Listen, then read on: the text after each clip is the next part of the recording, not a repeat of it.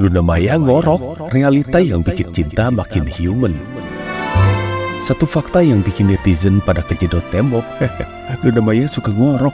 Tapi jangan keburu ngejudge dulu ya warga. Ini bukan ngorok yang kayak karung beras dikira di lantai ubin. Ini ngorok elegan, level capek banget abis syuting sampai jam 2 pagi kayak gitu ya. Maxim nyebutnya kadang-kadang aja sih kalau capek dia kan kerja dari pagi sampai malam. Ya kalau kita pikir-pikir itu justru tanda Luna adalah manusia biasa yang kerja keras, totalitas, dan cinta sama profesinya. Jadi kalau dia ngorok, ya itu hasil perjuangan, bukan kelalaian. Lagian siapa sih yang gak pernah ngorok pas capek banget? Pas capek banget ya.